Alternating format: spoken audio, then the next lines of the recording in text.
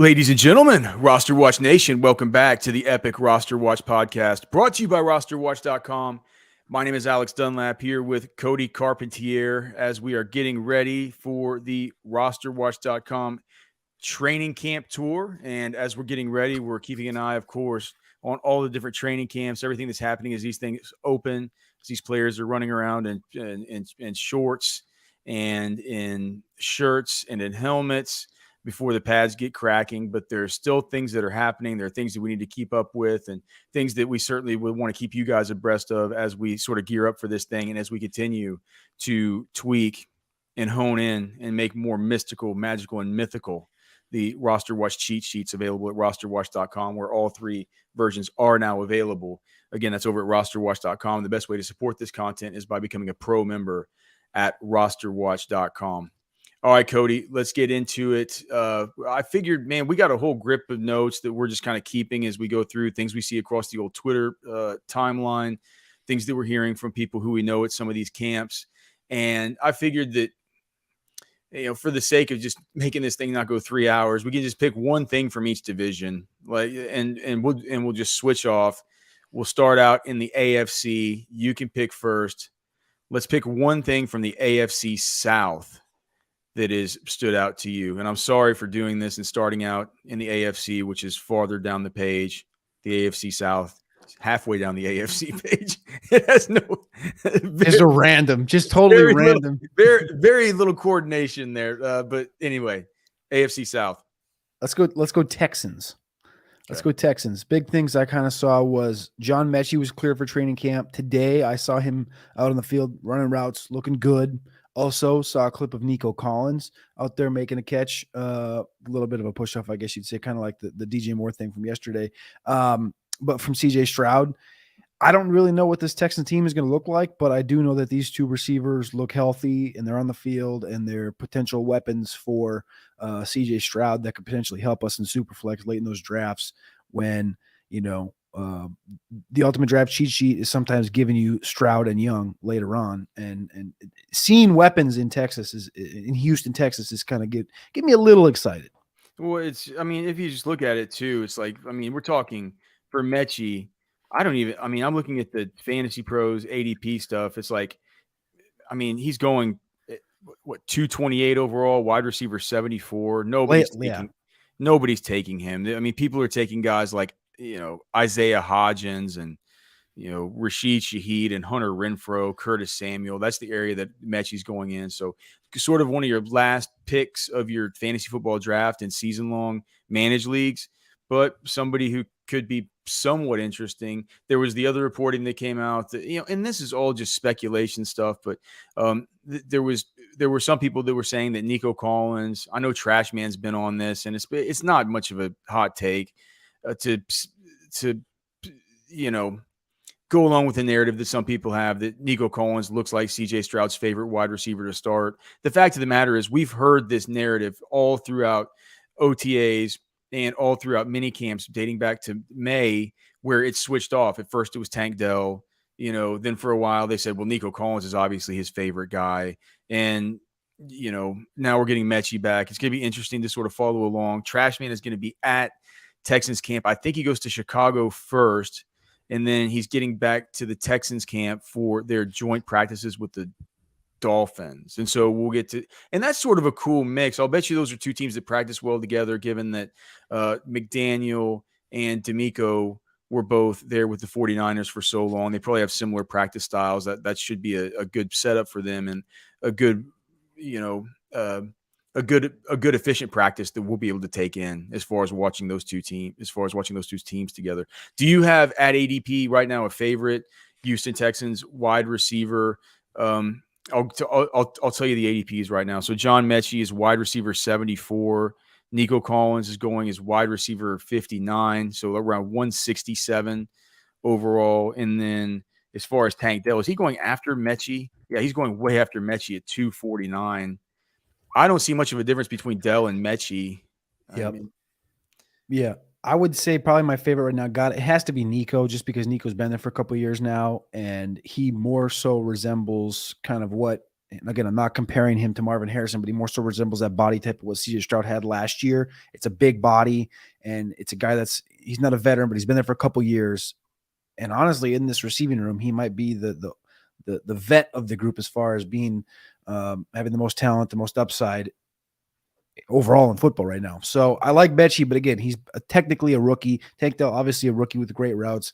Xavier Hutchinson's there.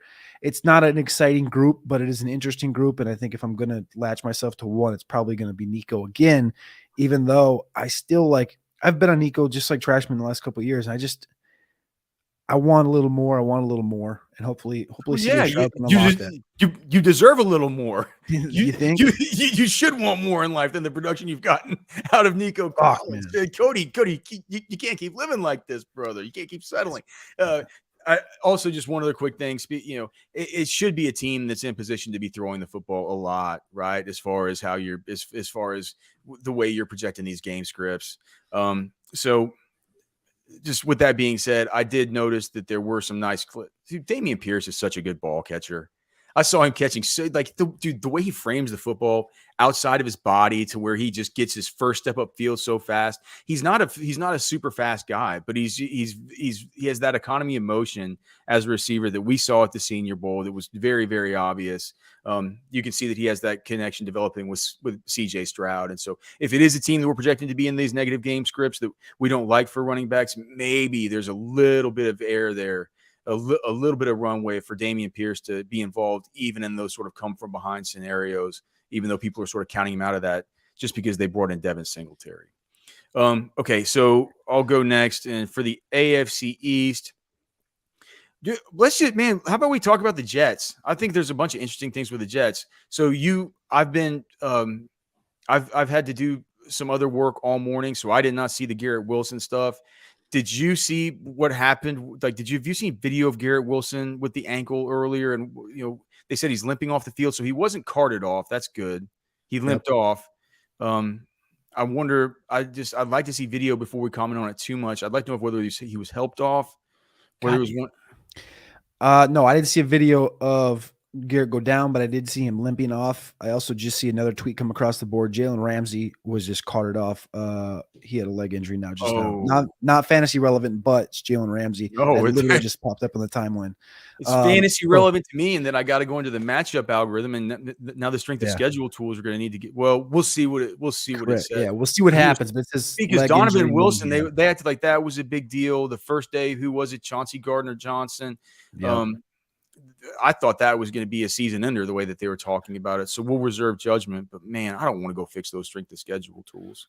Yeah. So I didn't see anything on Garrett Wilson. I did just see him limping out the field, but he was under his own power. So that's a positive, right? And I'm assuming they're going to take it easy with him probably for the next week minimum, regardless of if it's good or even if the situation's fine. So it's a scary one, though, especially given his ADP and our expectations for him this year and this entire offense. It changes the entire dynamic of the offense if he's. We're not going to move him. We're not going to move him down on the cheat sheet until we know more, right? And because it could just be minor. The one thing that can just the one thing that sucks about it is, God, it looked like he was developing such a chemistry with Aaron Rodgers, and even if it's minor, we've seen that. Dude, once you get this scare in training camp, they say, nope, bubble wrap for you. I mean, it should be bubble wrap from the very beginning anyway. And these aren't the kind of practices where you expect to see guys get hurt. They're not even going full speed yet. They're not taking each other down yet. They're all staying up. I mean, in these team drills, they're basically walkthroughs. I mean, I saw that in the team drills for one team, they had their helmets off. That's how much they care about, that's a good way to guarantee that everybody stays up and that nobody goes too hard. So I think that with Garrett Wilson, at some point, Aaron Rodgers was going to be put in bubble wrap anyway during this preseason. And so we can say, not that much time is going to get missed with him, right? As far as their ability to connect, their ability to establish that connection with one another. But you just hope that Garrett Wilson's okay enough to where it's all right, he's going to be 100% by week one.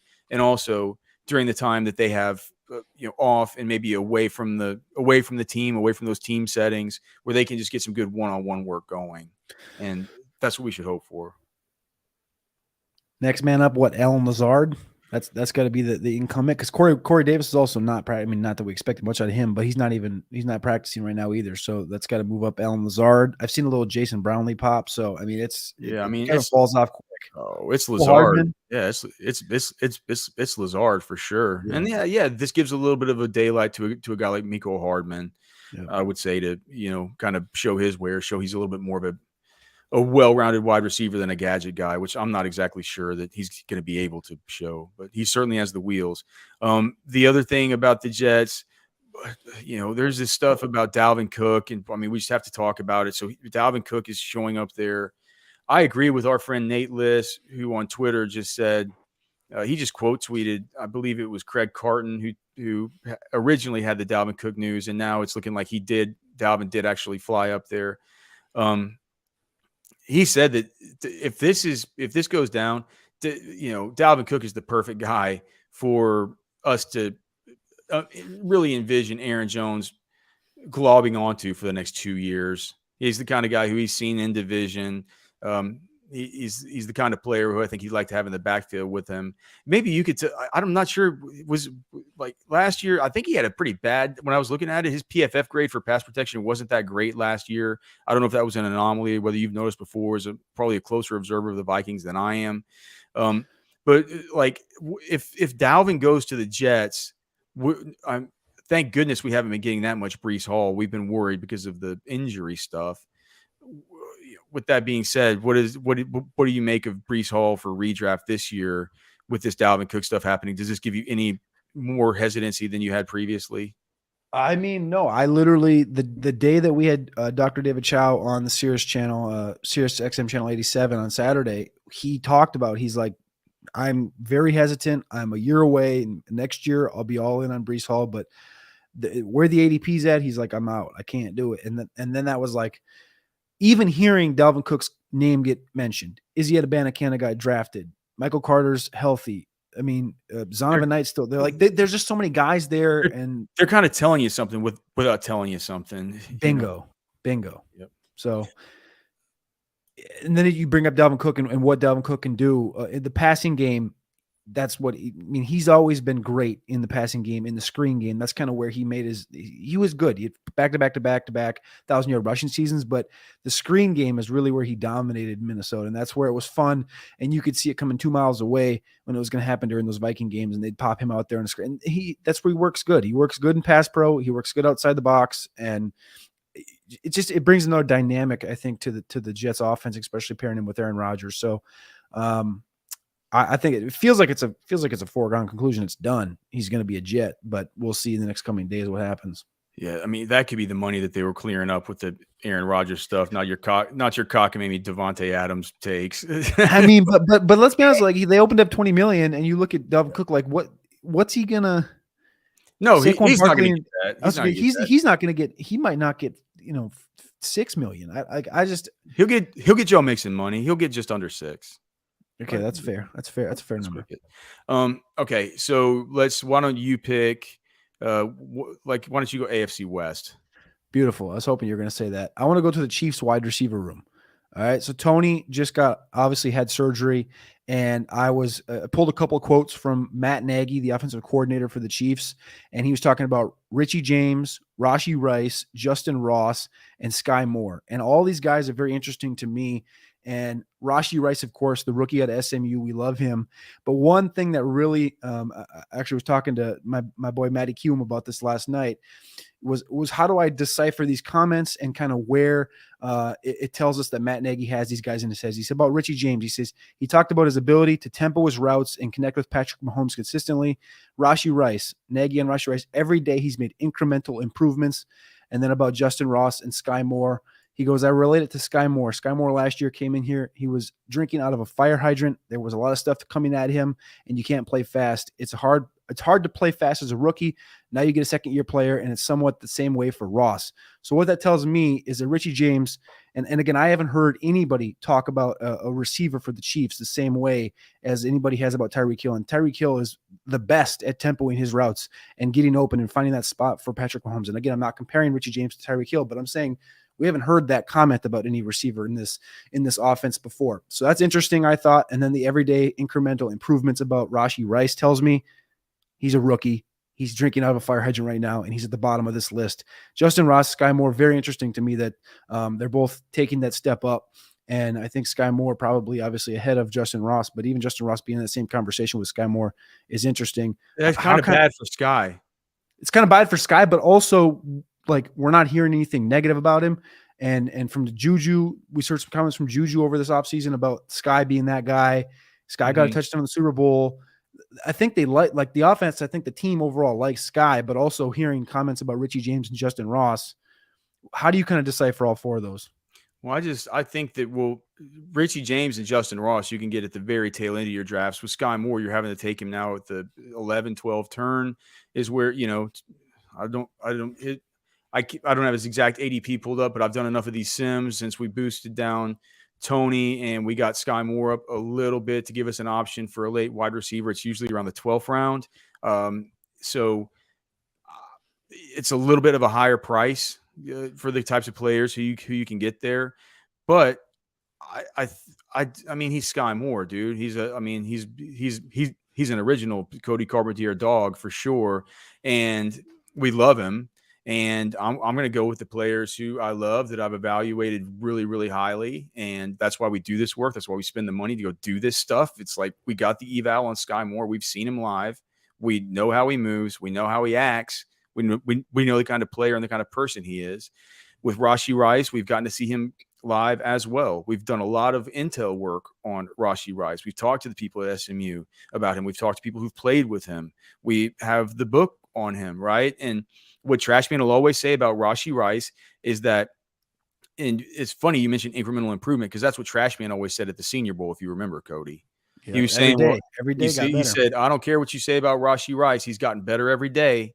And I guess that was true, right? I guess that was kind of true. My initial disappointment in him from day one, it didn't, it kind of stuck with me as a little bit of a bias, I guess. But we can't completely discount him because those routes that aren't being run by Kadarius Toney now, they're saying are pretty much going to him. So, we'll keep an eye on that as well. Maybe Rashee Rice moves up. The guy who I'm just going to be most interested, like I'm putting my chips on the guys who I know that I've done my eval work on. Who, I'm not going to let last season sway me away from Sky Moore, especially whenever you hear guys like Juju talking about the fact that the wide receiver room is going to be in good hands specifically because of players like Sky. Bingo. So that's my thoughts on it. All right, so let's go to which one have we not done? AFC North. Okay. Well, we talked to some Ravens on the Twitter Spaces yesterday. If you guys missed that and you listen to the podcast, go to the website. I put a link to the Twitter Spaces, or you can just go to Cody's Twitter at Carpentier NFL. He tweeted it out. But I put a couple easy links on the website, RosterWatch.com. You can go listen. Cody and I were on for 30 minutes yesterday, breaking some of that stuff down. So the Ravens talk, you guys can listen to that. I'll say with the Browns, it's like this is the same drumbeat that we've just kept hearing about Elijah Moore. Like we're getting a ton of him with the cheat sheets. I'm really, really hoping that his ADP doesn't creep up so much to where it becomes cost prohibitive to get him. Right now, it just simply isn't. You can make it's generally in that point in drafts. And like I said, I've done so many of these sims, you get speed blind with which round it is, but he's in that point in drafts right now where you're making a choice between a guy like Elijah. You can push up Elijah Moore to where you're making a choice between a guy like him and cross positionally, maybe a player like Devon A-Chain or Samaje Perine or one of these sort of, PPR guys who you could have interest in. If you're looking for leverage in certain spots there versus the starters in those roles. And to me, it's been just like a smash to be able to get Elijah Moore. And you put the quote in here that Greg Newsome, he said, the NFL better watch out for him. He's honestly the best I've ever went against. And he's gone, if you think about the players that guy's gone against in his NFL career and the players he's gone against in practice, that certainly says something to me. And then furthermore, I was listening to, I love listening to my guy, Michael Lombardi on his show. And he had a Cleveland Browns writer on the other day on the Lombardi line on VSiN and completely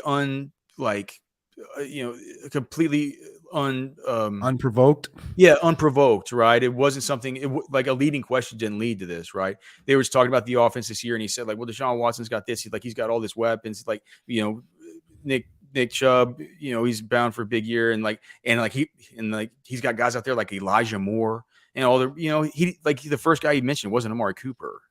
Yep. He's like the first guy I mentioned was Elijah Moore. I found that interesting. So more of a drumbeat for Elijah Moore continuing here. Can't wait to see if it continues through practice because he's one of the players that we loved so much coming out. We've been waiting on. His situation was obviously so messed up last year with the Jets, and that's the reason for the depressed ADP. And I'm hoping that the ADP stays depressed so we can continue getting what looks like excellent value.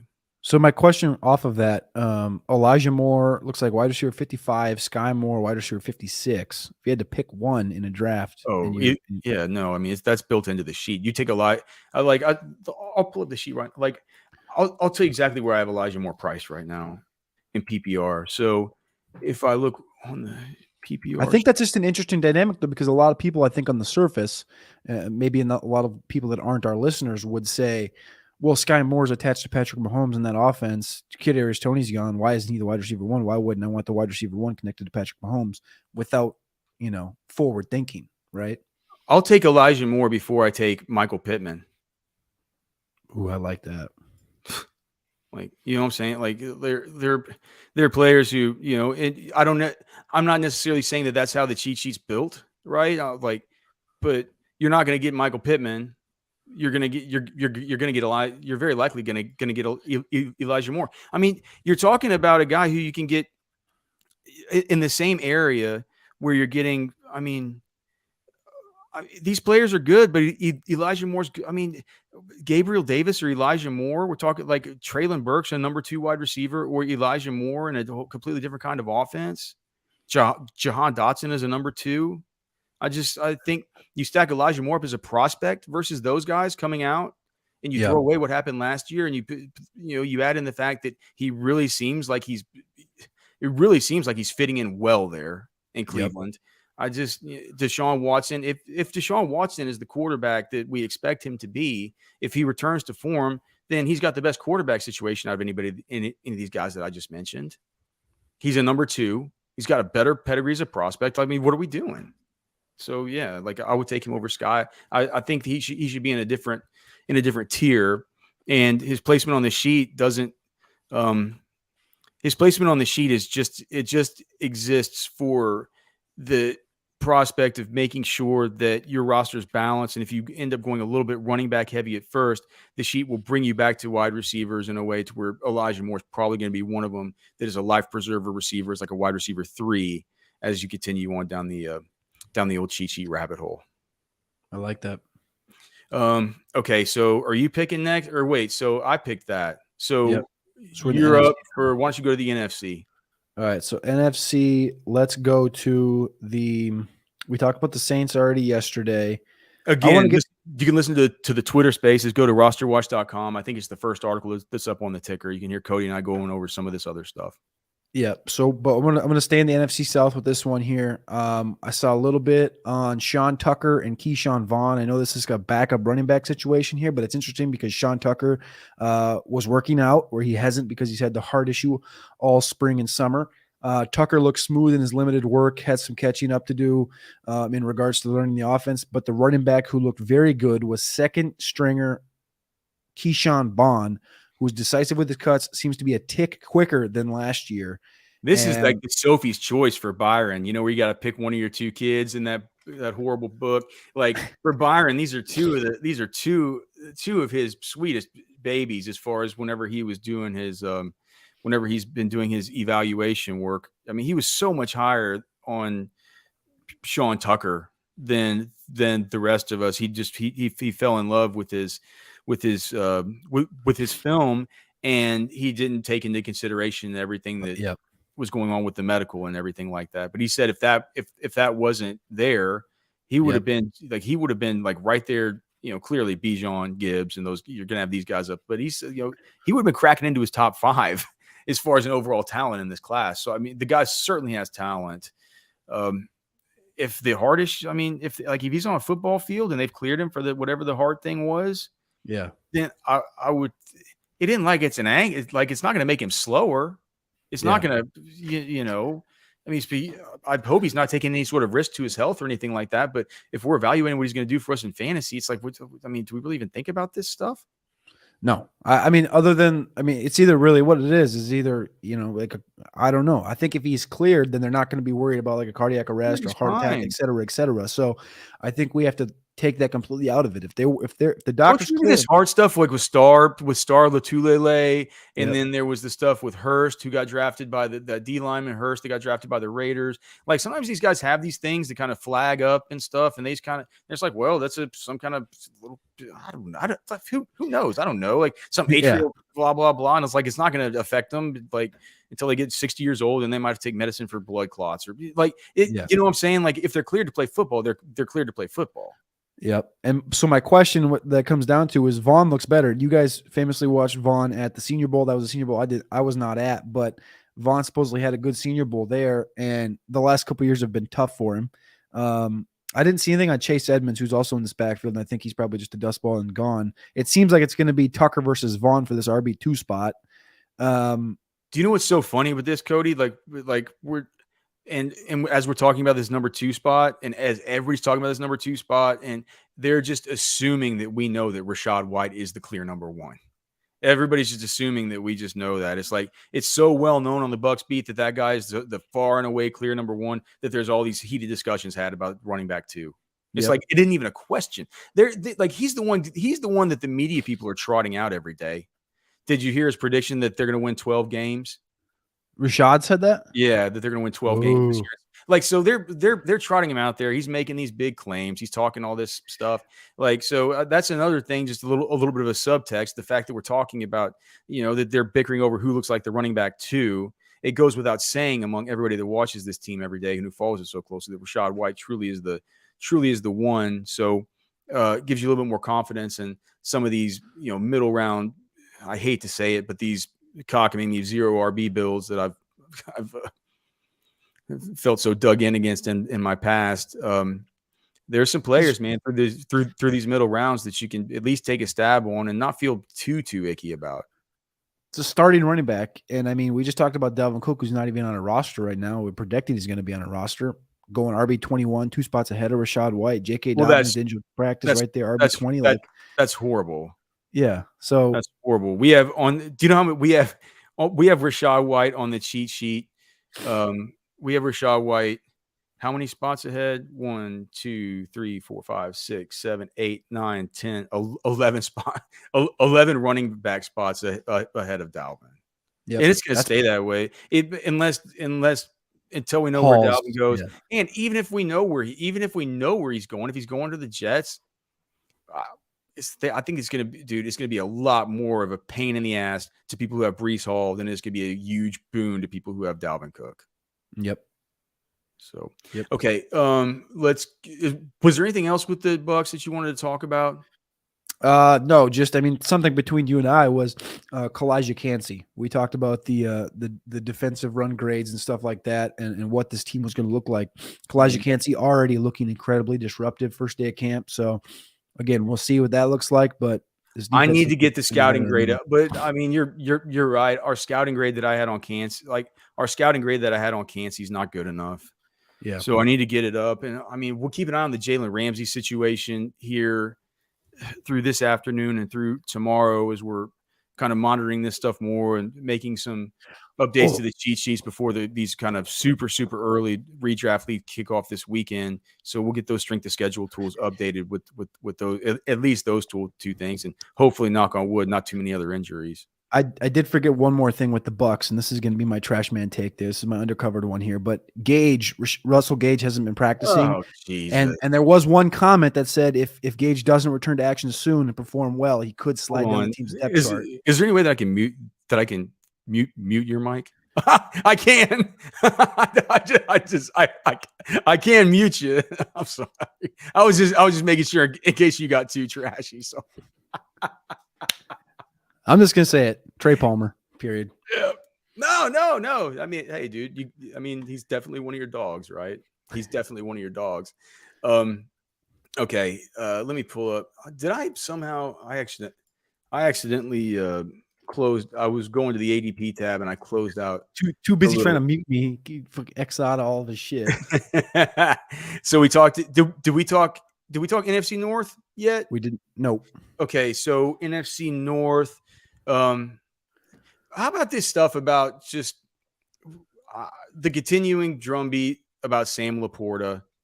I mean, he's running. He's the rookie tight end. He's running with the ones. He's got the starting job. He's earned it.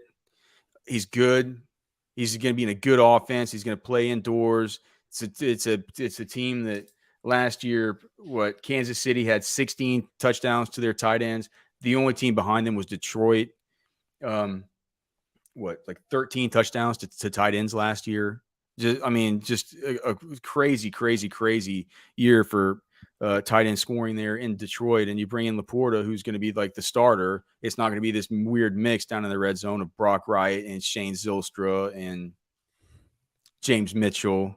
Maybe it is, but Laporta is going to be the starter, and they're saying that he's earned it. What was the quote? He's earned the right now to be in that first team huddle with Goff in that offensive line. He's still making mistakes, still learning. We're putting a lot of pressure on him to pick it up. I think he's in a really good spot for a first-year tight end. That was Ben Johnson, who had that quote about Laporta after practice. So keep an eye on Sam Laporta. His ADP starting to rise a little bit. I took him the other night in that Pros versus Joes draft on FFPC, and I was watching another one that occurred. I think they're having them, I guess, all this week. And thanks to the FFPC for doing those. Certainly a lot of fun. But I was seeing Laporta go off the board. That's a 20-round draft. I took him, I think 15th round, something like that. You see him going off the board a little bit earlier and earlier. So just somebody to keep in mind there, and somebody who I think in a typical 12-team league where you go one quarterback, two running backs, two wide receivers, one tight end, two flex, or three wide receivers, one flex, one defense, one kicker, 7 bench spots. With your last pick in your draft, you can get Sam Laporta right now. If you just completely punt tight end, you can get Sam Laporta. Now, with strength of schedule, and the strength of schedule tool is brutal, but you're not going to get everything when you're talking about a last pick in your draft. So that will be mine from the NFC North. We can talk about maybe we'll wait for the SiriusXM show to talk about Musgrave. That goes a little bit deeper. Yep. Okay. My thing on the Lions, you brought it up. I think it's the best thing. It's Sam Laporta. We've talked about the strength of schedule and stuff like that pertaining to the Lions, but also when you look at this offense, it's Amon-Ra St. Brown, and Marvin Jones isn't practicing right now. And the one person that's getting compliments is Antoine Green, the rookie wide receiver from North Carolina, who runs like a 4.4. Like, that's the guy that's getting the compliments right now. So you're talking about Amon-Ra, who had 146 targets last year, twice as many as the next player, who was DeAndre Swift, who's not on the roster anymore.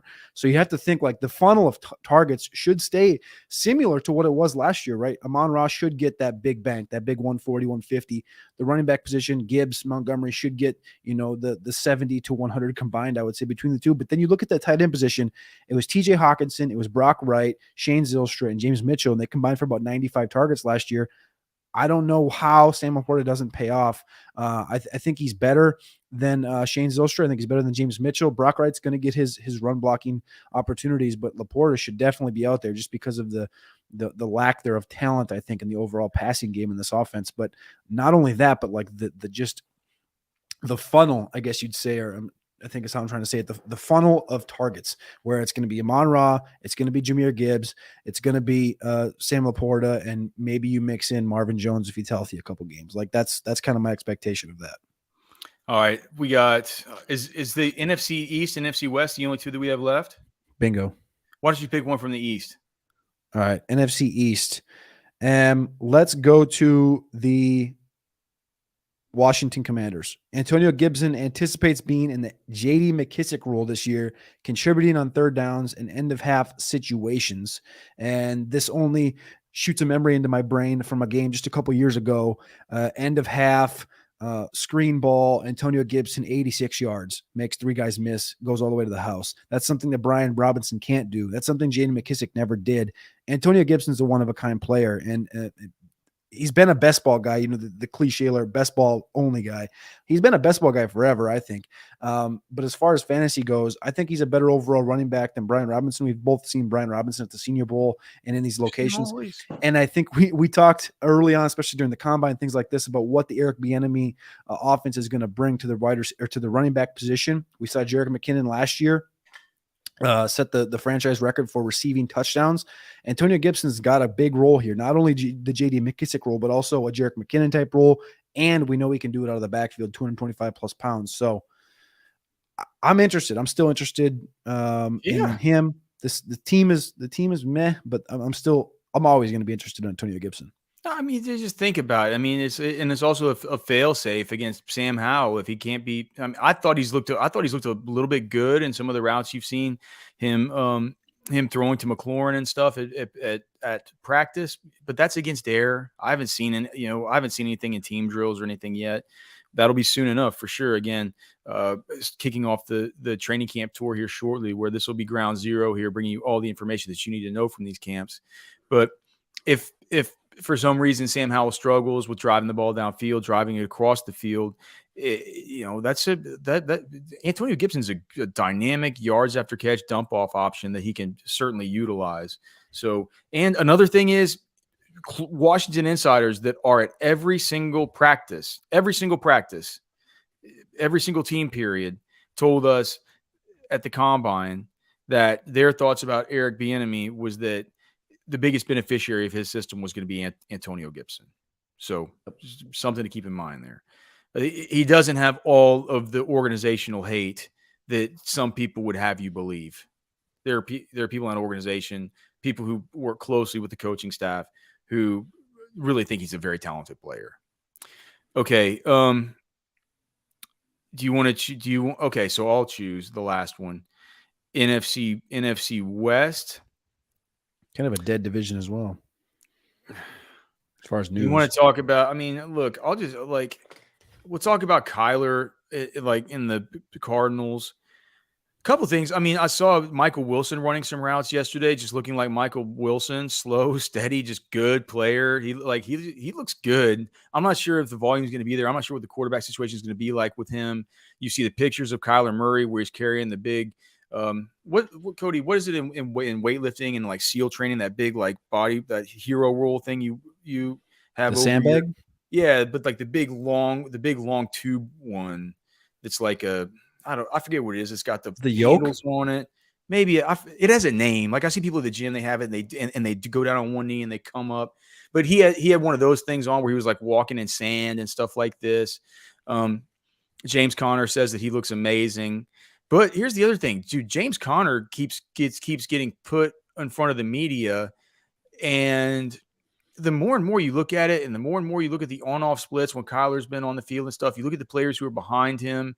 James Conner, to me, as gross as it feels, is beginning to become somebody, another one of these guys. Then that Rashad White. I mean, in this kind of, I hate to call it like a dented can bin,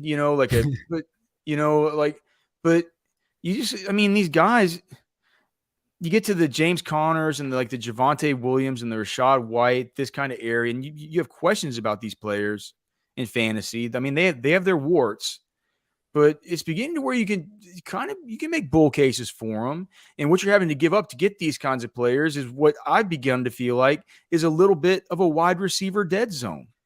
People talk about the running back dead zone. There's some of these wide receivers that I worry about, right? The Michael Pittmans, the DJ Moores. I don't care about that picture from DJ Moore yesterday. There's some of these guys that I don't necessarily, I'm not tripping over my feet to take these players where these current ADPs are. Like, let me just look. So Connor, he's going around, hold on, ADP right now. I have to scroll all the way up because I was way down here in John Mechie land and it's not letting me find him. Overall, Connor. Okay, so he's going around these guys like, so Godwin, who you worry so much about the quarterback situation with him, right? Same thing with Evans. Are you interested in taking Deontay Johnson there? Like, are these guys you're super interested in taking right now? Mike, I mean, are you tripping over your feet to take Mike Williams in fantasy this year with Quentin Johnston being there? I mean, dude, to me, it's like it becomes in a spot. Connor kind of comes around that area. You start to see, some other players coming into focus that you're just like, Rashad White is here. Connor is here. Some of these dudes I'm just more interested in than taking a Kyle Pitts, who looks like nothing against Pitts, man. I've taken a lot of him so far this year, but that brace on him looks big and bulky. I'm beginning to get a little bit worried about him. So I'm starting to think Connor could be a decent, for his current ADP, which is 64 overall, which is middle of the 6th round. To me, it's a good life preserver, mid-round, RB2, maybe even a guy you get as a flex. If you start out with 2 running backs, 3 wide receivers, and come back and get a guy like him, you feel pretty good about that. And you always mention it, and using the ultimate draft cheat sheet, what do we want to do? We want to start out fast, and starting out fast is with a guy like James Conner. I think you can do that with the value you're given. You talk about the wide receiver dead zones, running back value zone. You take James Conner there, you get a strong 5, 6, 7 weeks out of him. And then, maybe he gets hurt and maybe they sign Zeke and then you get Zeke for free too. Is that it? Is that all the divisions? Have we gone through them all? Is that it? That's everything, brother. All right, that's everything. We'll get this thing clipped up for the podcast. So for everybody, for Cody Carpentier, for the Trash Man, for Byron Lambert, for the Robot Genius Man, this has been the Roster Watch Podcast. We'll see you on Saturday, Sirius XM, 3 to 5 p.m. Eastern.